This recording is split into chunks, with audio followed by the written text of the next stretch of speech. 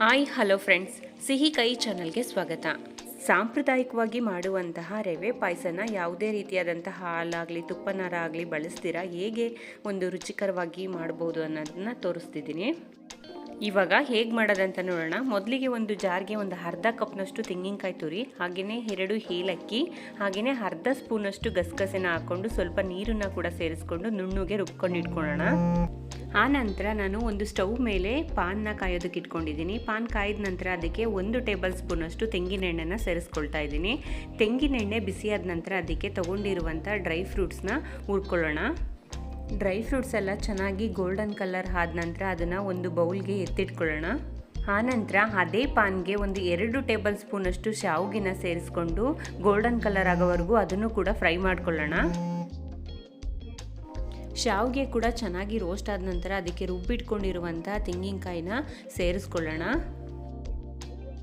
ಜೊತೆಗೆ ನಾನು ಮೊದಲೇ 2 ಟೇಬಲ್ ಸ್ಪೂನಷ್ಟು ರವೆನ ಹುರಿದು ಇಟ್ಕೊಂಡಿದ್ದೆ, ಅದನ್ನು ಕೂಡ ಸೇರಿಸ್ಕೊಂಡು ಒಂದು 2ರಿಂದ 3 ನಿಮಿಷಗಳ ಕಾಲ ಬೇಯಿಸ್ಕೊಳ್ಳೋಣ. ಪಾಯಸಕ್ಕೆ ನಾನು ಕೇವಲ 2 ಸ್ಪೂನಷ್ಟು ರವೆನ ಮಾತ್ರ ಸೇರಿಸ್ಕೊಂಡಿದ್ದೀನಿ. ಅದಕ್ಕಿಂತ ಜಾಸ್ತಿ ಹಾಕ್ಕೊಂಡ್ರೆ ಅದು ತಣ್ಣಗಾದ ನಂತರ ತುಂಬಾ ಗಟ್ಟಿಯಾಗಿ ಕೇಸರಿ ಬಾತ್ ಥರ ಆಗೋಗ್ಬಿಡುತ್ತೆ. ಹಾಗಾಗಿ ಕೇವಲ 2 ಸ್ಪೂನಷ್ಟು ರವೆನ ಮಾತ್ರ ಯೂಸ್ ಮಾಡ್ಕೊಂಡಿದ್ದೀನಿ. ಆನಂತರ ಇದಕ್ಕೆ ನಾನು ಬೆಲ್ಲವನ್ನು ಕೂಡ ಸೇರಿಸ್ಕೊಳ್ತಾ ಇದ್ದೀನಿ. ನಾನು ಮೊದಲೇ ಒಂದು ಅರ್ಧ ಬೌಲಷ್ಟು ಬೆಲ್ಲವನ್ನು ನೀರನ್ನು ಹಾಕಿ ಕಾಯಿಸ್ಕೊಂಡು ಶೋಧಿಸ್ಕೊಂಡು ಇಟ್ಕೊಂಡಿದ್ದೆ, ಅದನ್ನು ಸೇರಿಸ್ಕೊಳ್ತಾ ಇದ್ದೀನಿ. ನಾವು ಹಾಕುವಂತಹ ಬೆಲ್ಲದಲ್ಲಿ ಯಾವುದೇ ಥರ ಗಲೀಜಿಲ್ಲ ಅಂದರೆ ಡೈರೆಕ್ಟಾಗಿ ಕೂಡ ಹಾಕೋಬೋದು. ಆನಂತರ ಇದನ್ನು ಒಂದು 2ರಿಂದ 3 ನಿಮಿಷಗಳ ಕಾಲ ಚೆನ್ನಾಗಿ ಬೇಯಿಸ್ಕೊಂಡು ಹುರಿದು ಇಟ್ಕೊಂಡಿರುವಂತಹ ಡ್ರೈ ಫ್ರೂಟ್ಸ್ನ ಕೂಡ ಇದಕ್ಕೆ ಸೇರಿಸ್ಕೊಳ್ಳೋಣ. ಇವಾಗ ಶಾವಿಗೆ ಕೂಡ ಚೆನ್ನಾಗಿ ಬೆಂದಿದೆ. ಈಗ ಸ್ಟವ್ನ ಆಫ್ ಮಾಡ್ಕೊಳ್ತಾ ಇದ್ದೀನಿ. ಇವಾಗ ರುಚಿಕರ ಹಾಗೂ ಆರೋಗ್ಯಕರವಾಗಿರುವಂತಹ ರವೆ ಪಾಯಸ ರೆಡಿಯಾಗಿದೆ. ನಾನು ಇದನ್ನು ಒಂದು ಬೌಲ್ಗೆ ಸರ್ವ್ ಮಾಡ್ಕೊಳ್ತಾ ಇದ್ದೀನಿ.